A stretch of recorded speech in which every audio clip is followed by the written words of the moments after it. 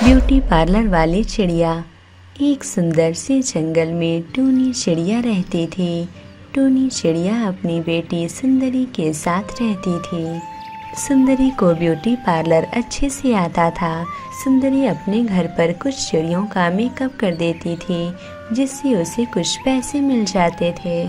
फिर एक दिन टूनी सुंदरी से कहती है, सुंदरी बेटा, तेरी शादी अगले ही महीने है, तो ये सब फालतू के मेकअप क्यों लगाती है?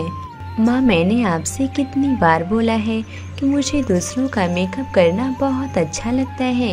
अच्छा ये बताओ माँ, मैंने पिंकी का मेकअप कैसा किया है? हाँ, वैसे तूने मेकअप तो बहुत अच्छा किया है। हे भगवान, न जाने ये लड़की कब सुधरेगी। 1 महीने के बाद सुंदरी चिड़िया की शादी आ जाती है। सुंदरी चिड़िया की शादी छोटू चिड़े के साथ खुशी खुशी हो जाती है। छोटू एक ऑफिस में काम करता था। उसी पैसों से छोटू के परिवार का गुजारा चलता था। छोटू का परिवार बहुत अमीर था। छोटू के घर में जाने के बाद अब सुंदरी चिड़िया का जीवन बहुत अच्छा बीत रहा था। सुंदरी, मैं काम पर जा रहा हूँ, तुम माँ का और अपना ख्याल रखना। फिर एक दिन छोटू ऑफिस से बहुत जल्द अपने घर वापस आ जाता है और छोटू का चेहरा बहुत उदास था, जिसे देखकर सुंदरी कहती है, अजी आपको क्या हुआ है? आप इतने उदास क्यों हैं? क्या बताऊँ सुंदरी, बॉस को काम में बहुत घाटा हो गया है, इसलिए वो काम से बहुत लोगों को निकाल दिए हैं और उनमें से एक मैं भी हूँ। अब मुझे ये नहीं समझ में आ रहा है कि हम लोगों का खर्च कैसे चलेगा। आप चिंता मत करिए, भगवान पर भरोसा रखिए, सब कुछ ठीक हो जाएगा। छोटू की बात सुनकर सुंदरी भी बहुत उदास हो जाती है। अब छोटू बहुत जगह पर काम ढूंढने की कोशिश करता है, लेकिन उसे कहीं पर भी काम नहीं मिलता है। छोटू बहुत उदास हो जाता है।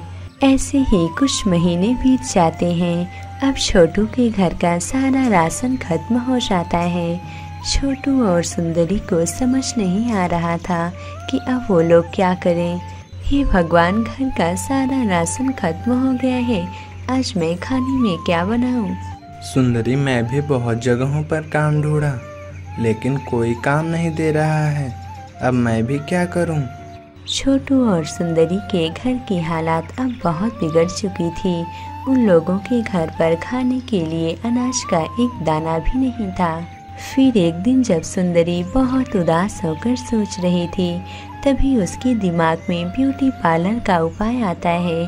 तब सुंदरी बहुत खुश हो जाती है। हे भगवान, इससे पहले मेरे दिमाग में ये उपाय क्यों नहीं आया? मैं अभी छोटू से चलकर पूछ लेती हूँ। मैं अगले ही दिन से ब्यूटी पार्लर का दुकान खोल देती हूँ। तब सुंदरी छोटू के पास जाकर कहती है, अजी मुझे आपसे एक बात कहनी थी। हाँ सुंदरी, बोलो, क्या बात है? मुझे ब्यूटी पार्लर अच्छे से आता है, इसलिए मैं सोच रही थी कि क्यों ना मैं घर पर ही ब्यूटी पार्लर खोल दूँ, जिससे मैं कुछ पक्षियों का मेकअप करूँगी और मेकअप करने से कुछ पैसे मिल जाएंगे, जिससे घर की स्थिति तो कुछ सुधर ही जाएगी।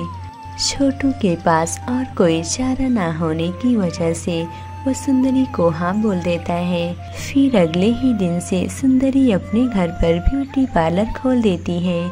शुरू में तो सुंदरी के पास 1-2 लोग ही मेकअप करवाने के लिए आती थी, लेकिन जैसे ही कुछ दिन बीत जाता है, अब सुंदरी के पास बहुत ढेर सारे पक्षी मेकअप करवाने के लिए आते थे।